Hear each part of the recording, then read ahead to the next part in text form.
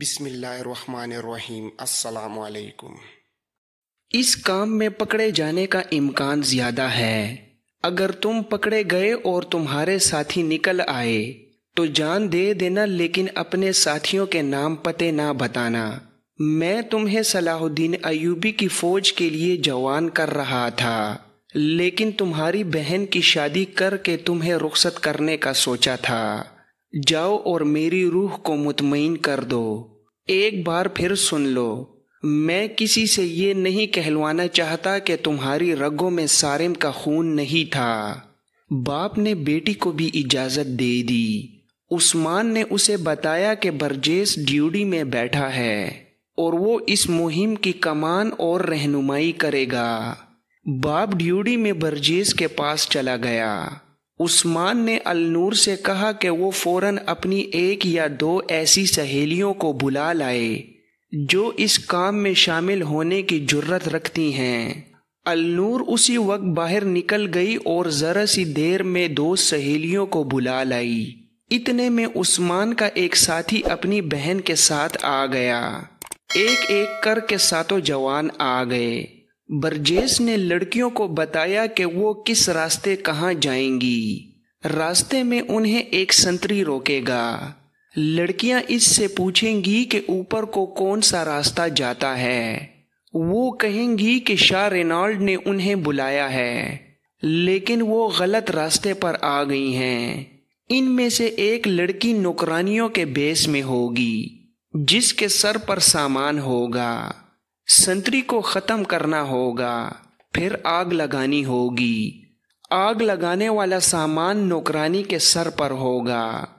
گھوڑے اس طرح بندھے ہوں گے کہ لمبے لمبے رسوں کے سرے زمین میں دبائے ہوئے ہوں گے، اور گھوڑوں کی پچھلی ایک ایک ٹانگ سے زنجیر یا رسی بندھی ہوگی جو رسوں سے گزری ہوئی ہوگی۔ ان لمبے رسوں کو خنجروں سے کاٹ دینا ہوگا، اور چند ایک گھوڑوں کو خنجر بھی مارنے ہوں گے تاکہ وہ منہ زور ہو کر بھاگ اٹھیں۔ برجیس نے لڑکیوں کو فوراً لباس اور حلیہ درست کرنے کو کہا اور ایک کو نوکرانی بنا دیا۔ اس کے منہ اور ہاتھوں پر مٹی اور سیاہی سی مل دی۔ پھر وہ عثمان اور اس کے ساتھیوں کو ہدایات دینے لگا۔ وہ خود اس کے ساتھ جا رہا تھا۔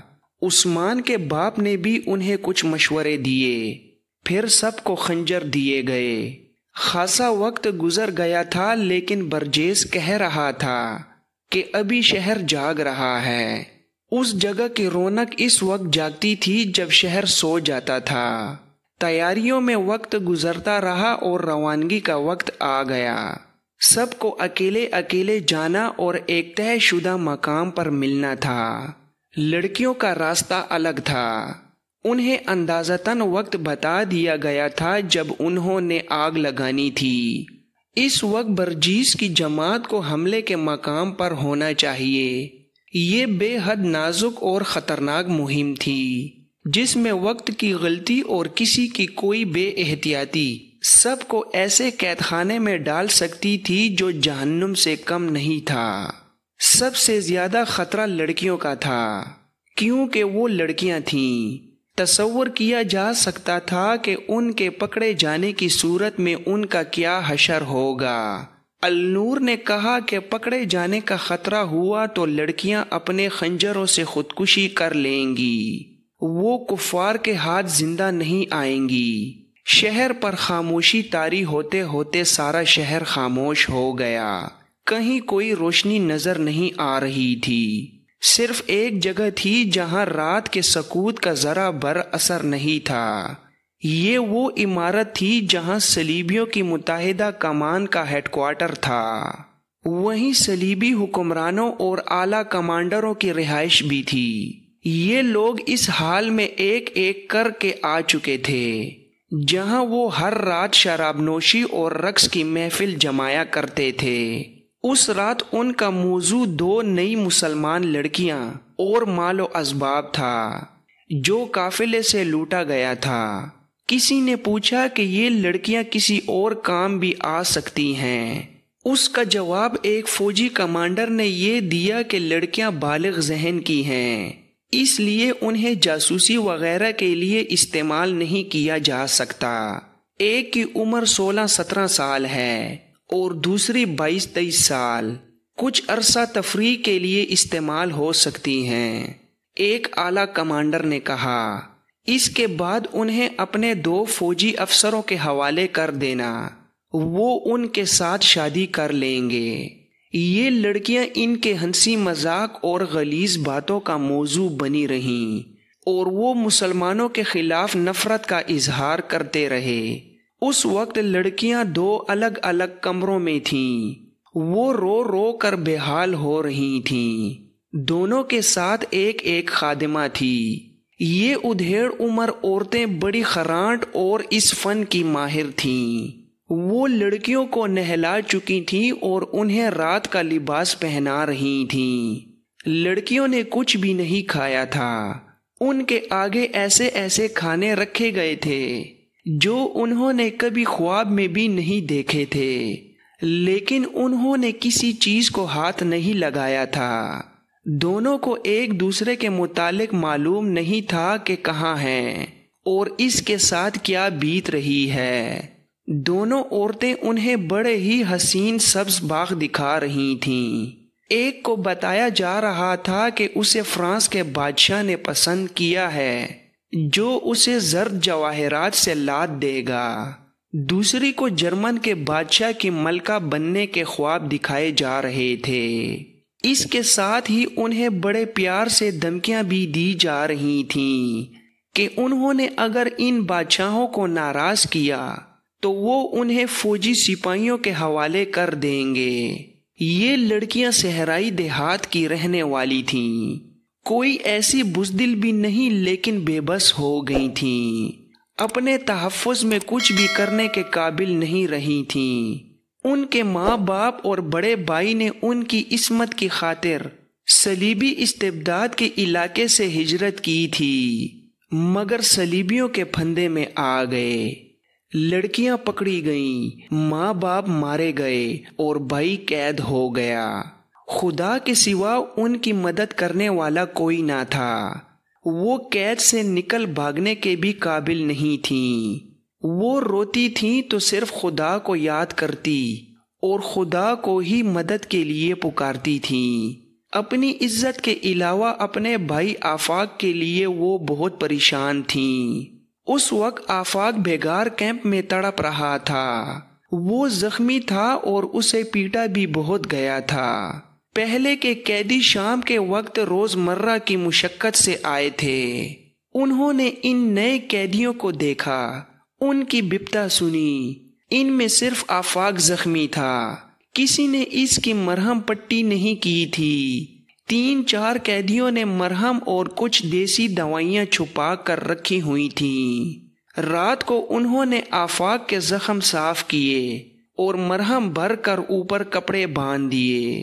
آفاق کو اپنے زخموں کا درد محسوس نہیں ہو رہا تھا، اس کا دھیان اپنی بہنوں کی طرف تھا۔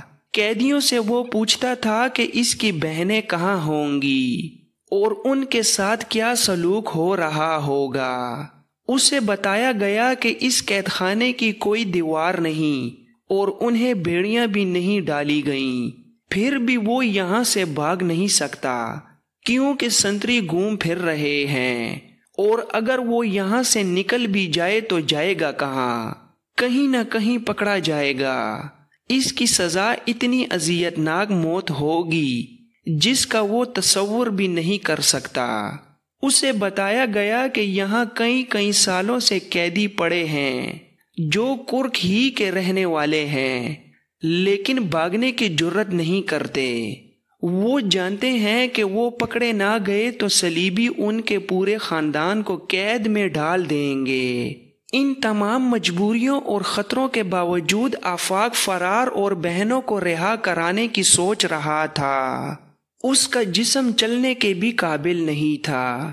قیدی دن بھر کے تھکے ماندے بے ہوشی کی نیند سو گئے اور آفاق جاگ رہا تھا۔ عثمان نے سرگوشی میں کہا، لڑکیاں پکڑی گئی نہ ہوں۔ برجیس نے کہا، اللہ کو یاد کرو عثمان، ہم اس وقت موت کے منہ میں ہیں، دل سے تمام خوف نکال دو اور خدا کو دل میں بٹھا لو۔ تمہیں دوسرے لڑکوں پر بھروسہ ہے؟ عثمان نے کہا، جناب پورا بھروسہ۔ ان کی فکر نہ کرو، مجھے لڑکیوں کی فکر ہے۔ برجیس نے کہا، اللہ کو یاد کرو، ہم چوری کرنے نہیں آئے، اللہ مدد کرے گا۔ اس وقت عثمان سارم اور برجیس گھر میں نہیں تھے، وہ اس عمارت سے اتنی دور جھاڑیوں میں چھپے ہوئے تھے جس میں مغویہ لڑکیاں تھیں، جہاں سے عمارت انہیں اپنے سر پر کھڑی نظر آ رہی تھی۔ ان کے ساتھ ساتھی ان سے تھوڑی ہی دور بکھر کر انہی کی طرح چھپے ہوئے تھے۔ برجیس نے انہیں اچھی طرح بتا دیا تھا کہ کون سے اشارے پر انہیں کیا کرنا ہے۔ عثمان کو ان 4 لڑکیوں کا غم تھا جو فوجی سامان اور گاز کو آگ لگانے کے لیے لے گئی تھیں۔ ان میں اس کی اپنی بہن النور بھی تھی۔ اس وقت تک آگ لگ جانی چاہیے تھی۔ توقع یہ تھی کہ اگر اسکیم کامیاب رہی تو آگ کے شعلے اٹھیں گے، پھیلیں گے۔ اس عمارت سے تمام کمانڈر وغیرہ آگ کی طرف بھاگیں گے، جو ایک قدرتی رد عمل تھا، کیونکہ فوجی سامان کو آگ لگنے کی صورت میں وہ اپنی محفل عیش و طرب میں مگن نہیں رہ سکتے تھے۔ ان کو جاتے ہی ان نوجوانوں کو عمارت پر ٹوٹ پڑنا تھا، مگر لڑکیوں کو گئے بہت وقت ہو گیا تھا۔ شاید سنتری نے انہیں روک کر واپس بھیج دیا ہوگا۔ لڑکیاں ابھی سنتری تک ہی نہیں پہنچی تھیں، کیونکہ وہاں سنتری تھا ہی نہیں۔ سنتری کا نہ ہونا خطرہ تھا، کیونکہ زندہ رہنے کی صورت میں وہ انہیں آگ لگاتے پکڑ سکتا تھا۔ لڑکیوں نے سنتری کو ڈھونڈنا شروع کر دیا۔ وہ خشک گھاس کے پہاڑوں جیسے ڈھیروں کے پاس سے گزر رہی تھیں۔ اندھیرے میں انہیں خیموں کے انبار نظر نہیں آ رہے تھے، وہ اکٹھی جا رہی تھیں۔ انہیں ایک جگہ ڈنڈے سے بندھی ہوئی مشل کا شعلہ نظر آیا، وہ ادھر چلی گئیں۔ سنتری سامنے آ گیا، مشل کا ڈنڈا زمین میں گڑا ہوا تھا۔ سنتری نے مشل اٹھا لی اور لڑکیوں کے قریب آ کر انہیں روکا۔ وہ لڑکیوں کا بڑکیلا لباس اور سج دج دیکھ کر مرعوب ہو گیا۔ ان کے ساتھ ایک نوکرانی تھی جس نے سر پر گٹھڑی سی اٹھا رکھی تھی۔ سنتری نے ان سے پوچھا کہ وہ کون ہیں اور کہاں جا رہی ہیں۔ النور نے بڑی شوخ ہنسی سے کہا، معلوم ہوتا ہے ہم غلط راستے پر آ گئی ہیں۔ شاہ رینالڈ کا دعوت نامہ آیا تھا، ہم نے رات کو آنے کا وعدہ کیا تھا۔ ذرا دیر ہو گئی تو کسی نے بتایا کہ یہ راستہ چھوٹا ہے، یہاں تو آگے معلوم ہوتا ہے کہ گھوڑے وغیرہ بندھے ہوئے ہیں، ہم کدھر جائیں؟ ایک معمولی سے سنتری پر رعب طاری کرنے کے لیے شاہ رینالڈ کا نام ہی کافی تھا۔ وہ جانتا تھا کہ صلیبی بادشاہ کس کماش کے لوگ ہیں۔ رینالڈ نے ان لڑکیوں کو عیش و عشرت اور ناچ گانے کے لیے بلایا ہوگا۔ لڑکیوں کے لباس، عمریں اور ان کی شکل و صورت اور النور کے بات کرنے کا نڈر اور کھلنڈر سا انداز بتا رہا تھا کہ یہ اس کے اعلیٰ حکام کے مطلب کی لڑکیاں ہیں۔ اس نے انہیں راستہ بتانا شروع کر دیا۔ ایک لڑکی اس کے پیچھے ہو گئی اور اتنی زور سے خنجر اس کی پیٹھ میں گھونپا کہ دل کو چیرتا آگے نکل گیا۔ اس کے ہاتھ سے مشل گر پڑی۔ النور نے مشل پر دونوں پاؤں رکھ کر اس کا شعلہ بجھا دیا۔ باقی لڑکیوں نے بھی سنتری کے جسم میں اپنا خنجر داخل کر دیا۔ سنتری کی آواز بھی نہ نکلی۔ برجیس نے انہیں بتایا تھا کہ گھاس کو آگ لگے گی تو اس کی روشنی میں انہیں خیموں کے ڈھیر اور گاڑیاں نظر آ جائیں گی۔ گھاس کے پہاڑ تو انہیں اندھیرے میں بھی نظر آ رہے تھے۔ جو لڑکی نوکرانی بنی ہوئی تھی اس نے جلدی سے سر سے گٹھڑی اتاری۔ اس میں آتش گیر مادہ اور آگ لگانے کا سامان تھا۔ انہوں نے گھاس کے ایک ڈھیر کو آگ لگا دی، پھر دوسرے اور تیسرے کو، اور ذرا سی دیر میں تمام ڈھیروں کو آگ لگ گئی۔ اب خطرہ بڑھ گیا تھا کیونکہ روشنی ہو گئی تھی۔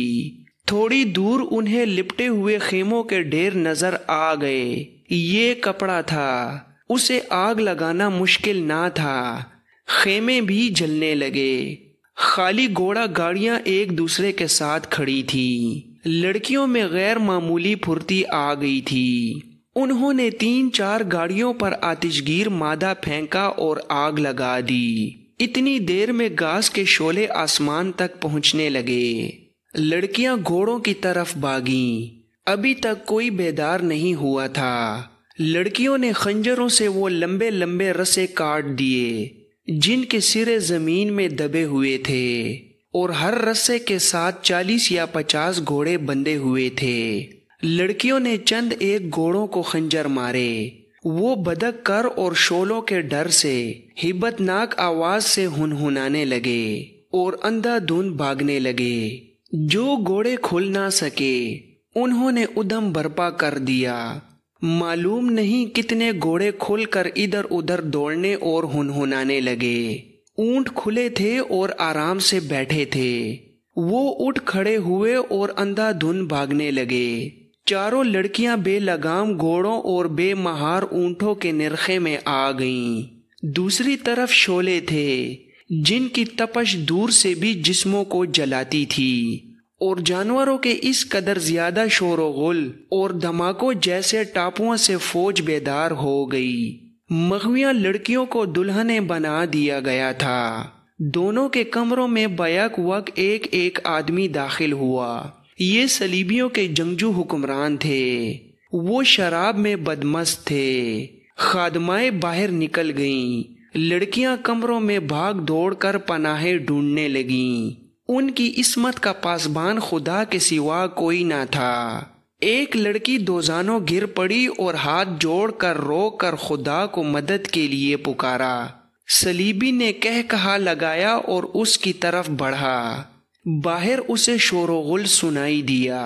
یہ غیر معمولی شور تھا۔ اس نے دروازہ کھول کر دیکھا تو ایسے لگا جیسے پورے شہر کو آگ لگ گئی ہو۔ گھوڑوں اور اونٹوں کی خوفزدگی کا یہ عالم کہ کچھ گھوڑے اس بلندی پر بھی چڑھ آئے جس پر یہ عمارت تھی۔ اس کا نشہ فوراً اتر گیا۔ دوسرا بھی باہر نکل آیا۔ 2-3 آدمی دوڑتے آئے اور گھبرائے ہوئے لہجے میں کہا کہ گاز خیموں اور گاڑیوں کو آگ لگ گئی ہے۔ دوڑتے ہوئے جانوروں نے کئی آدمیوں کو کچل دیا ہے۔ اگر آگ شہر کو لگتی تو یہ حکام پرواہ نہ کرتے۔ وہاں فوج کا سامان جل رہا تھا اور فوج کے سینکڑوں جانور کھل گئے تھے۔ ذرا سی دیر میں تمام حکمران اور کمانڈر اور وہاں جو کوئی بھی تھا دوڑتے نکل گئے۔ وہ اپنی نگرانی میں آگ بجھانے کا بندوبست کرنا چاہتے تھے۔ اس عمارت کے ارد گرد جو مسلح پہرا تھا وہ بھی وہاں سے ہٹ گیا۔ باڈی گارڈز بھی اپنے حکام کے پیچھے دوڑتے گئے۔ برجیس نے بلند آواز سے پکارا، تم بھی چلو، اور وہ عمارت کی طرف اٹھ دوڑا۔ اس کے 8 جوان بھی دوڑ پڑے۔ ان کے ہاتھوں میں خنجر تھے۔ عمارت کے برآمدوں میں جا کر اس نے اپنے ان 2 ساتھیوں کو پکارنا شروع کر دیا جو وہاں عیسائیوں کے بھیس میں ملازم تھے۔ ان میں سے ایک مل گیا۔ اس نے برجیس کو پہچان لیا۔ برجیس نے اس سے پوچھا کہ آج جو لڑکیاں یہاں لائی گئی ہیں وہ کہاں ہیں؟ اسے معلوم نہیں تھا۔ اس نے کمرے دکھا دیے اور خود بھی ساتھ ہو لیا۔ وہاں اب سہولت یہ پیدا ہو گئی تھی کہ کوئی ذمہ دار آدمی موجود نہ تھا۔ پیچھے نوکر چاکر رہ گئے تھے جو آگے جا کر بلندی سے آگ کا تماشا دیکھ رہے تھے۔ برجیس کی اسکیم پوری طرح کامیاب تھی۔ وہ ملازم کی رہنمائی میں ان کمروں میں جانے لگے جہاں لڑکیاں ہوتی تھیں۔ وہاں برآمدوں میں کچھ لڑکیاں کھڑی تھیں۔ ان میں بعض نیم برہنہ تھیں۔ ان سے پوچھا گیا کہ آج جو لڑکیاں آئی ہیں وہ کہاں ہیں؟ انہیں بھی معلوم نہ تھا۔ آخر ایک کمرے میں گئے تو ایک لڑکی مل گئی۔ وہ کمرے میں دبکی ہوئی تھی۔ عثمان اور اس کے بعض ساتھیوں نے اسے دن کے وقت دیکھا تھا جب ان دونوں کو لٹے ہوئے قافلوں کے ساتھ لے جایا جا رہا تھا، برجیس کی پارٹی کے تمام آدمی نقاب پوش تھے۔ انہیں دیکھ کر لڑکی نے چیخ ماری۔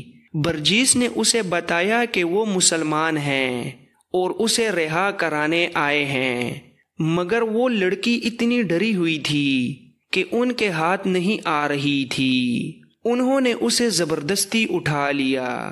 دوسرے کمرے میں اس کی بہن مل گئی، اس کا رد عمل بھی یہی تھا، اسے بھی زبردستی اٹھایا گیا۔ دوسری لڑکیاں جو ایک عرصے سے صلیبیوں کے پاس تھیں یہ منظر دیکھ رہی تھیں، وہ آدمیوں کو ڈاکو سمجھ کر ادھر ادھر بھاگ گئیں۔ مغویہ بہنیں چیخ و پکار کر رہی تھیں۔ انہیں برجیس نے غصے سے کہا کہ وہ سب مسلمان ہیں، انہیں مسلمان گھرانوں میں لے جا کر چھپائیں گے۔ بڑی ہی مشکل سے انہیں خاموش کیا گیا اور جان بازوں کی یہ جماعت وہاں سے نکل گئی۔ آگ کا منظر بے حد خوفناک تھا، شعلے توقع سے کہیں زیادہ اونچے جا رہے تھے اور دور دور تک پھیل گئے اور پھیلتے ہی چلے جا رہے تھے۔ گھوڑوں اور اونٹوں نے سارے شہر میں قیامت برپا کر رکھی تھی۔ سارا شہر جاگ اٹھا تھا۔